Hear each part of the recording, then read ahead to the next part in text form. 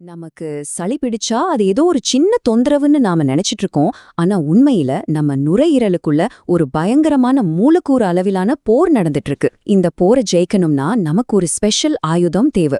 வாங்க இந்த ஆயுதத்தோட அறிவியலுக்குள்ள கொஞ்சம் ஆழமா போய் பார்க்கலாம். நம்ம எல்லாரும் சளிங்கிறது மூக்குல இருந்து வர்ற ஒரு சாதாரண தண்ணி மாதிரி திரவம்னு தானே நினைச்சிட்டு இருக்கோம் இல்லையா? ஆனா அறிவியல் பார்வையில் அது உண்மையான்னு கேட்டா சத்தியமா இல்ல. உண்மை அதை விட ரொம்பவே ஆழமானது, சிக்கலானதும் கூட. சும்மா கற்பனை பண்ணி பாருங்க, உங்க நுரையீரல யாரோ ஒருவிதமான உயிரியல் பசை, ஒரு பயோலாஜிக்கல் க்ளூ வச்சு அப்படியே பூசிட்டா எப்படி இருக்கும்? மூச்சு விட முடியுமா? சளி அதை தாங்க செய்யுது. இதுக்கு பேரு பயோபாலிமர். இது நம்ம சுவாச பாதைகள்ல ஒட்டிக்கிட்டு மூச்சு விடுறதே நரகமாக்கிடும்.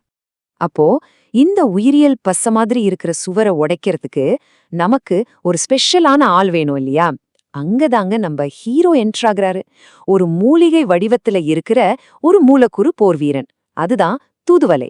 தூதுவளையோட உண்மையான பவர் அதோட இலைகள்லயோ இல்ல தண்டுலயோ இல்ல, அதுக்குள்ள ஒழிஞ்சிட்டு இருக்கிற சொல்லசோடின் அப்படிங்கிற ஒரு ஆல்கலாய்டு மூலக்கூறுல தான் இருக்கு.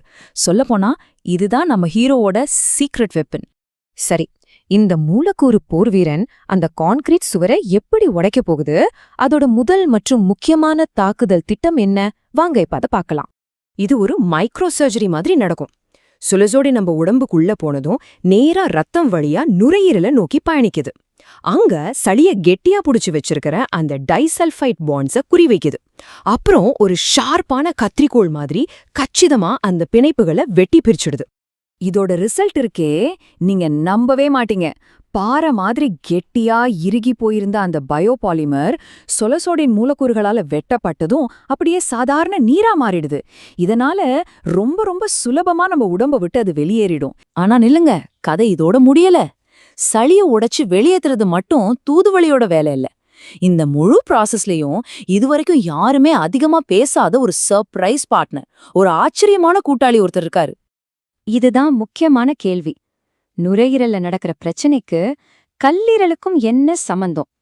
இன்ன போர்ல லிவர் எப்படி ஒரு கூட்டாளியா இருக்க முடியும்? வாங்க, இந்த யாரும் சொல்லாத கோணத்தை நாம இப்ப பார்க்கலாம். ரொம்ப சிம்பிளா சொல்லணும்னா, தூதுவளை நம்ம கல்லீரலுக்கு ஒரு ஃபியூவல், அதாவது ஒரு எரிபொருள் மாதிரி வேலை செய்யுது. இது கல்லீரலோட ஒரு குறிப்பிட்ட வேலையை வேகப்படுத்தி இந்த சளி பிரச்சனையோட ஆணிவேரையே புடுங்கி எறியுது. இன்னும் கொஞ்சம் டீப்பா பார்த்தோம்னா, தூதுவளையில இருக்கிற மூலக்கூறுகள் நம்ம கல்லீரல்ல இருக்கிற நச்சு நீக்க என்சைம்களை தட்டி எழுப்புது.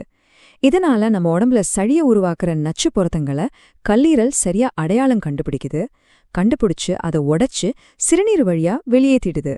இது நோயை மேலோட்டமா சரி பண்றதில்ல, வேரோட சரி செய்யற ஒரு ஆழமான வேலை. ஓகே, எதிரியே வீழ்த்தியாச்சு, நச்சுக்களும் உடம்ப விட்டு வெளியே போயிடுச்சு. ஆனா போர் நடந்த இடத்துல சேதங்கள் இருக்கும்ல, அதை சரி செய்யறதுதான் அடுத்த முக்கியமான படி. அந்த கெட்டியான சளி ரொம்ப நாள் இருந்த இடத்துல நம்ம சுவாச பாதையோட ரொம்ப மென்மையான திசுக்கள் எல்லாம் அரிச்சு போய் டேமேஜ் ஆயிருக்கும். இந்த சேதத்தை அப்படியே விட்டா அடுத்த தொற்று ரொம்ப சுலபமா நம்மள தாக்கும். இங்கதாங்க தூதுவளையோட இன்னொரு சூப்பர் பவர் வெளிப்படுது. அது சேதமடைஞ்ச திசுக்களை எல்லாம் சரி செஞ்சு அதோட ஆன்டிஆக்சிடென்ட் பண்புகளால ஒரு பாதுகாப்பு கவசத்தை, ஒரு பயோஷீல்ட உருவாக்குது.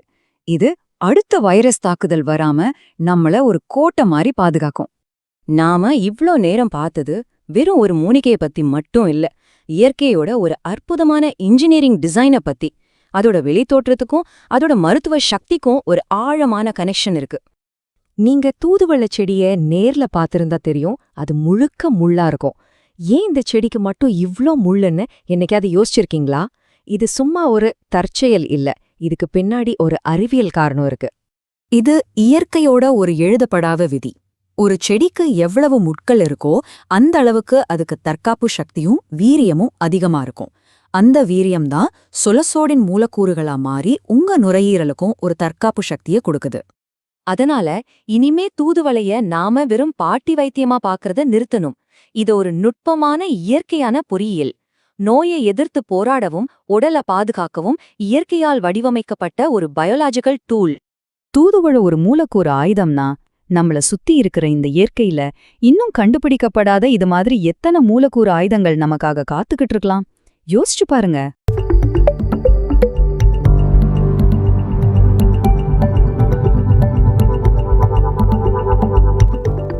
வணக்கம். வணக்கம்.